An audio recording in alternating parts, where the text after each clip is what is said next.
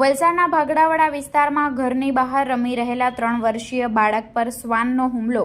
સમગ્ર ઘટના સીસીટીવીમાં કેદ થઈ. વલસાડ શહેરમાં શેરીઓમાં તથા ફળિયાઓમાં રખડતા શ્વાનોની સંખ્યામાં સતત વધારો થઈ રહ્યો છે અને તંત્ર તેના પર અંકુશ લાવવામાં નિષ્ફળ બન્યું છે. ત્યારે અવારનવાર શહેરના અલગ અલગ વિસ્તારોમાં 2 વ્હીલ તથા 4 વ્હીલ પાછળ શ્વાન દોડવાની ઘટના સામાન્ય બની છે અને આ બનાવને પગલે અવારનવાર અકસ્માતો સર્જાતા હોય છે. હવે સોસાયટીમાં રહેતા તથા શાળાએ જતા નાના બાળકો પણ સુરક્ષિત નથી.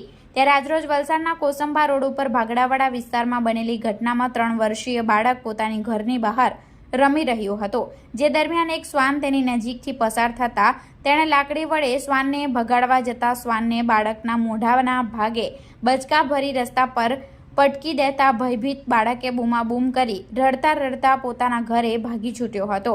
જોકે બાળક ભયભીત હોવાના કારણે માતા પિતાને કંઈ જણાવી ન શકતો હોય, જેથી તેમણે નજીકમાં લાગેલા સીસીટીવી ચેક કરતા શ્વાનનો હુમલો જણાઈ આવતા તાત્કાલિક તેને નજીકની ખાનગી હોસ્પિટલમાં સારવાર હેઠળ ખસેડવામાં આવ્યો હતો. જોકે વલસાડમાં બનેલી આ ઘટના વાલીઓ માટે ચેતવણી સમાન કિસ્સો છે, જેથી ઘરની બહાર રમતા બાળકો પર વાલીઓ પોતાની નજર રાખે અને રખડતા શ્વાન પર તંત્ર દ્વારા કાર્યવાહી કરાય તે જરૂરી બન્યું છે.